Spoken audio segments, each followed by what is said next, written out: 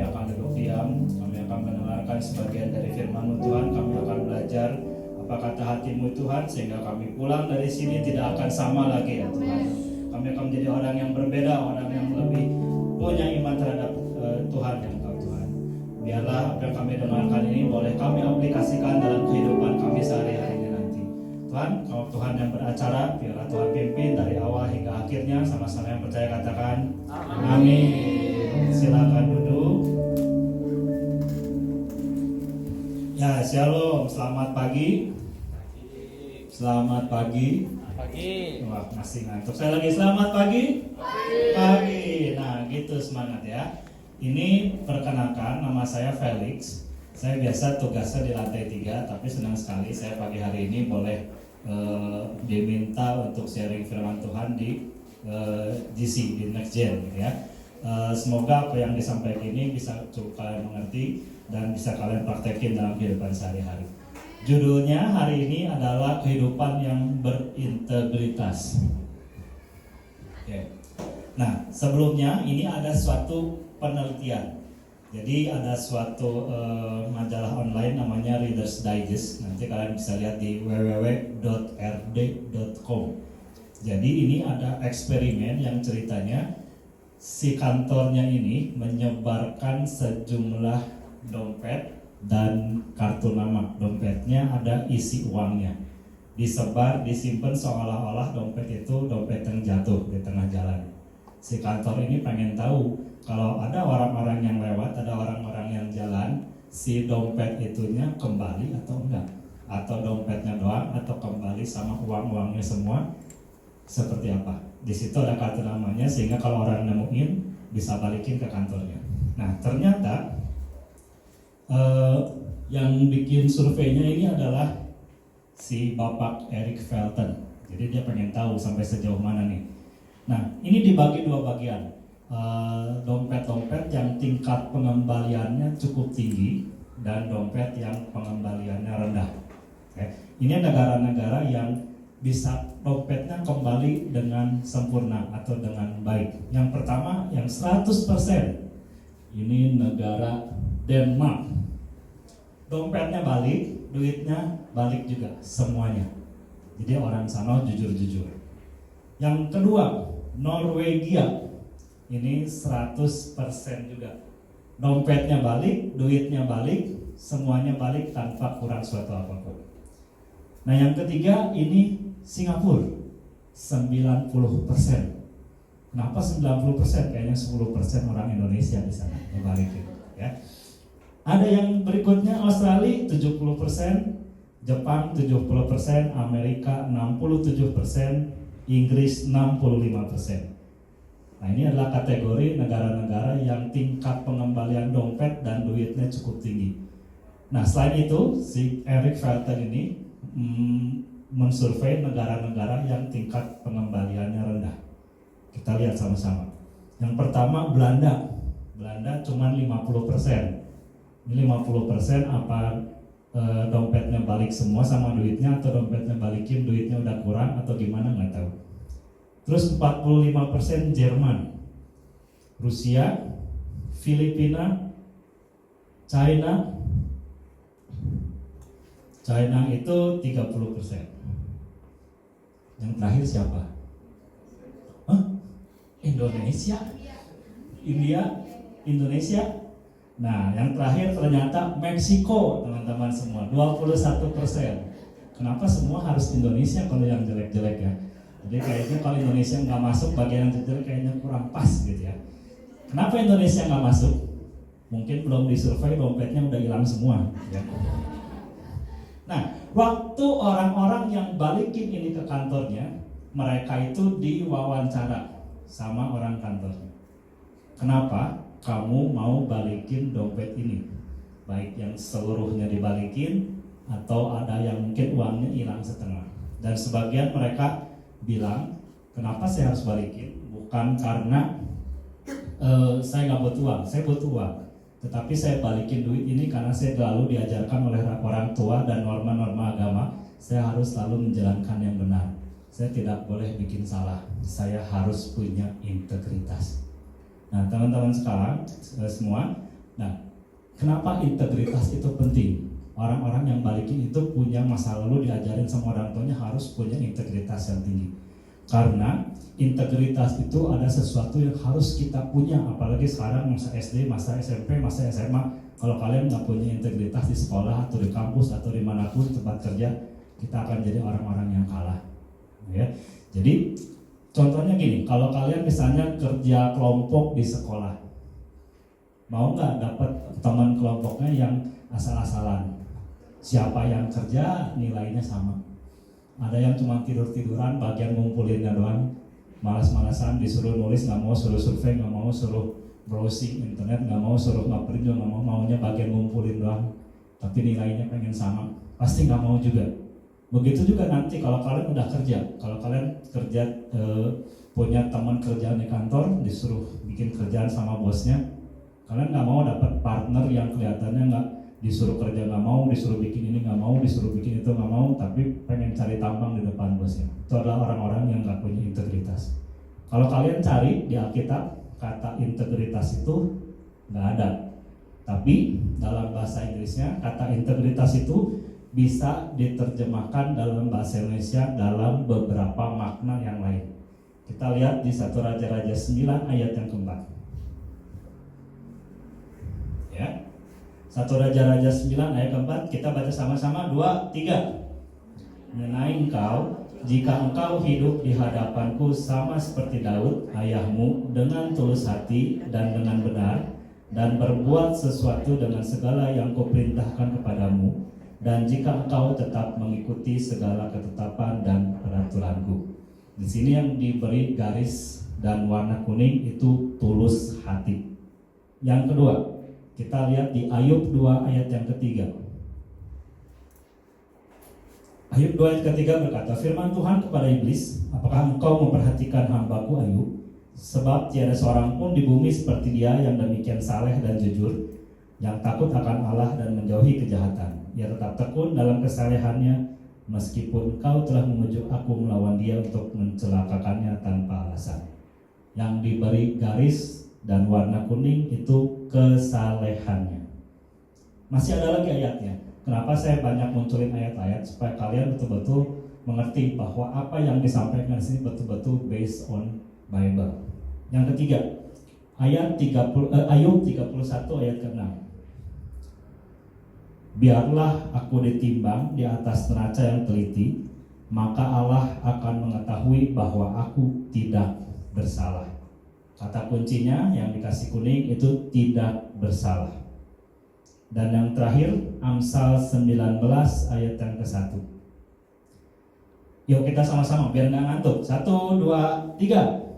Lebih baik seorang miskin yang bersih kelakuannya daripada seorang yang serong bibirnya lagi bebal. Nah itu kata kuncinya adalah bersih kelakuannya. Dari 4 ayat yang sudah kita baca barusan, kata integritas memang tidak muncul di situ. Tapi kita bisa lihat orang yang punya integritas adalah orang yang benar, orang yang punya ketulusan hati, orang yang enggak pura-pura dalam kehidupannya, dan orang yang saleh, orang yang hidup dengan bijaksana. Nah, kita bisa lihat adalah orang integritas adalah orang-orang yang selalu melakukan kebenaran dalam hidupnya. Bukan karena orang-orang yang saya mah karena disuruh aja gitu. Saya mah disuruh sama orang tua balikin ya balikin, padahal membuat saya pengennya. Tapi karena dia betul-betul orang yang bijaksana yang harus betul-betul melakukan apa yang diperintahkan oleh norma-norma agama. Nah, sekarang pertanyaannya, gimana caranya kita tahu seseorang itu punya integritas atau enggak? Apa tandanya? Apa ciri-cirinya? Apa indikatornya? Kita mau belajar dalam Alkitab ini ada 2 tokoh yang bisa kita pelajari. Yang pertama, kita buka dulu Kejadian 39 ayat 10 sampai 11. Ini adalah cerita tentang Yusuf di Mesir. Kejadian 39 ayat 10 sampai 11. Walaupun dari hari ke hari perempuan itu memujuk Yusuf, Yusuf tidak mendengarkan bujukannya itu untuk tidur di sisinya dan bersetubuh dengan dia. Pada suatu hari masuklah Yusuf ke dalam rumah untuk melakukan pekerjaannya, sedang dari sisi rumah itu seorang pun tidak ada di rumah. Nah di sini kalau kalian tahu pasti sudah tahu cerita Yusuf di Mesir adalah cerita tentang bagaimana dia dibuang oleh saudara-saudaranya, hidup menderita sampai akhirnya dia bisa sukses di tanah Mesir. Yusuf itu adalah di sini di Alkitab ceritakan seorang yang manis sikapnya, elok parasnya, orang yang keren, orang yang ganteng, orang yang badannya kekar, orang yang hebat. Tapi di samping itu juga dia adalah orang yang bertanggung jawab sama tugas-tugasnya. Tuhan memberkati Yusuf dengan membuat segala usaha yang dibikin oleh Yusuf itu berhasil dalam setiap pekerjaan apapun. Nah, dalam kasus ini Yusuf ternyata tinggal di rumahnya Potifar. Nah, karena Yusuf melakukan pekerjaannya dengan baik, semuanya jadi sukses, semuanya jadi hebat, maka Potifar pun diberkati oleh Tuhan karena bantuan oleh Yusuf. Oleh sebab itu Yusuf mendapatkan kepercayaan. Saking hebat kerjaannya, saking jujur, saking kerennya, dia menjadi orang nomor 2 di rumah Potifar dan bahkan di Mesir. Itu gambarnya. Nah, setelah kesuksesan demi kesuksesan Yusuf kerjakan, Potifar juga semakin diberkati, Yusuf semakin diberkati. Istri Potifar mulai bikin gara-gara. Secara pelan-pelan dia mulai ngegodain si Yusuf. Dan Alkitab mencatat bahwa dari hari ke hari ia terus-terusan membujuk Yusuf supaya berselingkuh sama istrinya Potifar. Dan sekian banyak juga Yusuf menolak ajakannya Potifar. Dan bahkan waktu di dalam rumah enggak ada siapa-siapa juga, Yusuf tetap menolak ajakan istrinya Potifar untuk berbuat tidak benar. Jadi ini bukan soal yang gampang buat Yusuf untuk mengerjakan semua ini. Dia betul tahu bahwa kalau sekalinya istrinya Potifar ngadu sama suaminya, wah si Yusuf nggak bener nih, disuruh sama saya mengerjakan sesuatu, dia nggak mau, dia nolak. Yusuf itu bisa dipecat. Lama-lama Yusuf mikir, lama-lama ini gimana caranya supaya saya terbebas dari ini. Dan dia pikir kalau selama ini dia tetap ada di rumah itu, sama aja dia akan membunuh karirnya. Dia digodain istri Potifar terus nanti diaduin, difitnah untuk hal-hal yang nggak benar. Wah kayaknya ini nggak benar. Akhirnya Yusuf melarikan diri dan dia tetap setia sama Tuhan dari hari ke hari. Nah, kalau kita lihat cerita Yusuf di Mesir secara singkat ini, kita bisa belajar 2 hal. Orang yang punya integritas adalah orang yang tetap melakukan kebenaran dari hari ke hari, day by day, walaupun nggak ada yang lihat. Kalau dilihatin orang mah gampang, tapi kalau nggak ada yang lihat itu susah. Contoh, kalau kalian di sekolah, waktu ada tes, waktu ada ulangan, waktu ada ujian, mungkin punya kesempatan untuk nyontek.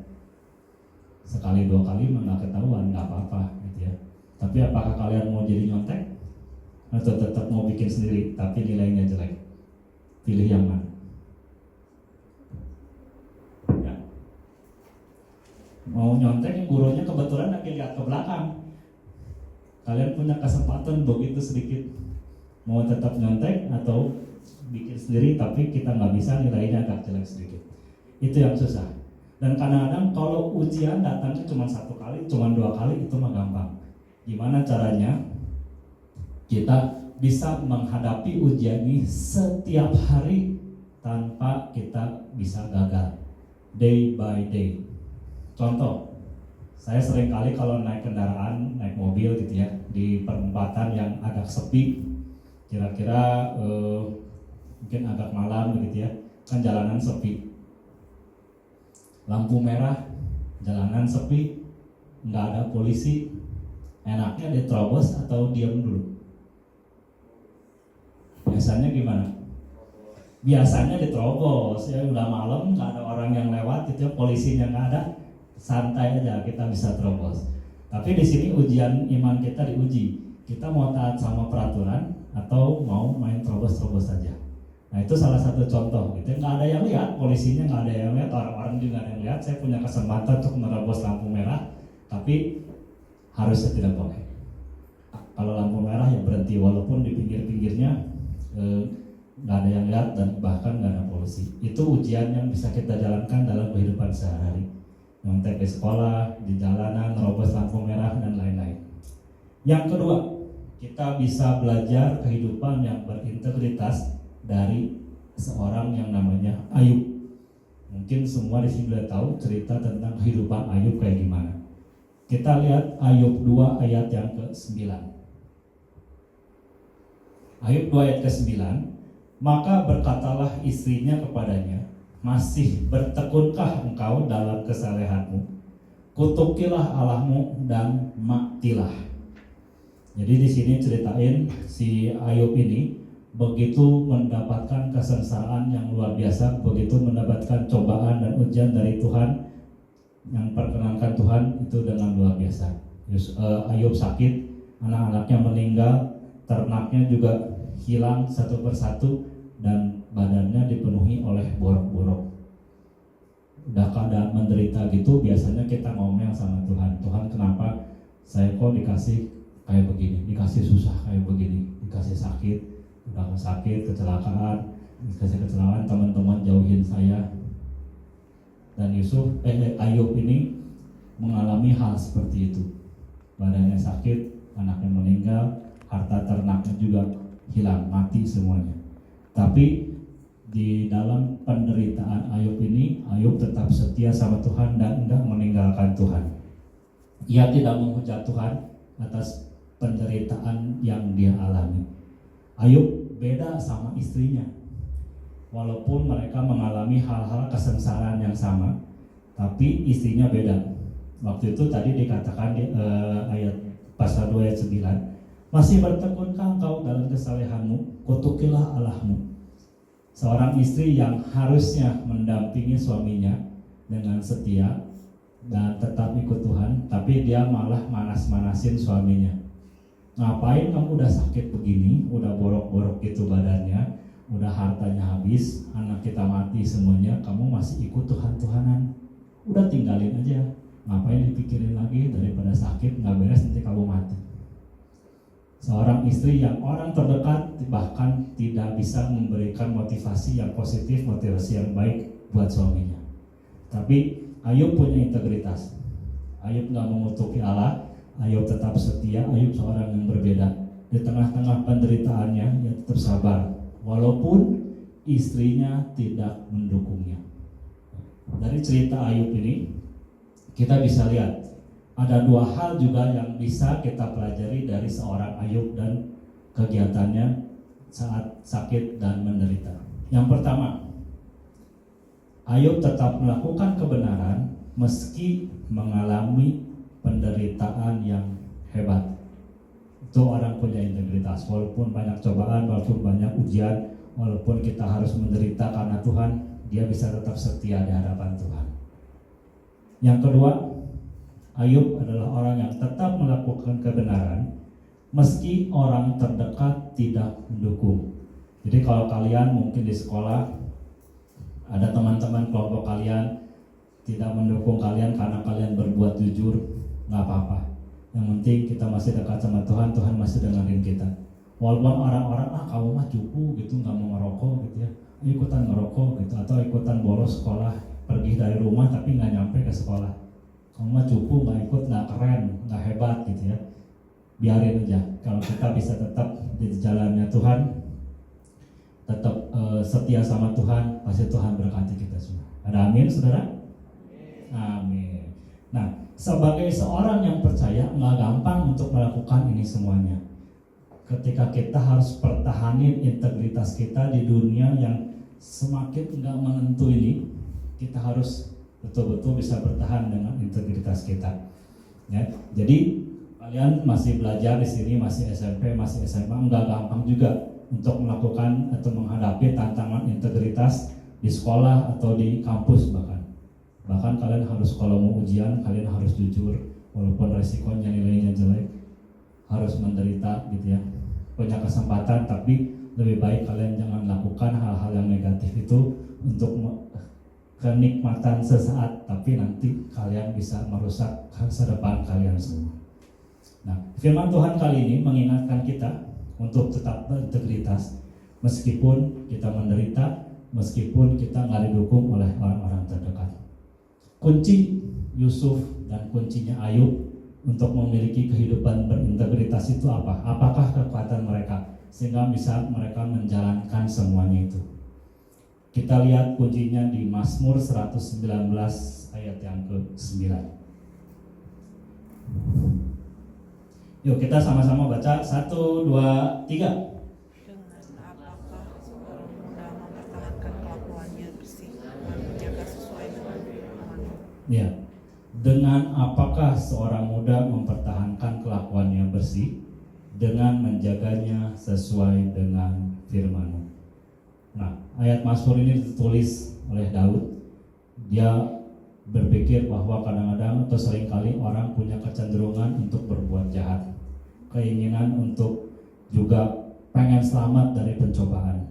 Tapi gimana caranya? Kita harus tetap menjaga sesuai dengan firman Tuhan. Penting sekali untuk kita setiap hari baca firman Tuhan untuk jadi panduan hidup kita, untuk bagaimana kita tetap ada jalan yang lurus, untuk tetap bisa bertahan dalam rintangan-rintangan, dan tetap walaupun semua orang nggak mendukung kita tetap bisa jalannya lurus, jalannya baik di hadapan Tuhan.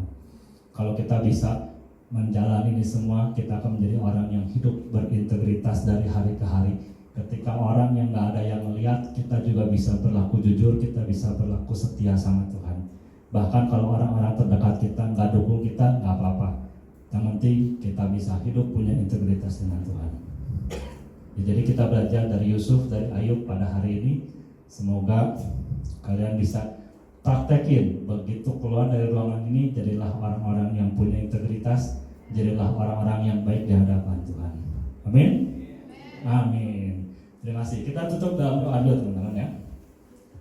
Terima kasih Tuhan, kalau pada pagi hari ini kami boleh sharing singkat dengan firman-Mu Tuhan tentang kehidupan yang berintegritas, sehingga kami boleh belajar dari Yusuf, dari Ayub untuk menjadi orang-orang yang berintegritas, untuk tetap berpegang tekun terhadap firman-Mu Tuhan. Biarlah kami boleh menjadi orang yang berintegritas, boleh pegang firman-Mu dari ke hari, walaupun orang tidak ada yang melihat, walaupun orang tidak ada yang mendukung kita, tapi kami mau ada di jalan-Mu ya Tuhan. Sama-sama yang percaya katakan amin.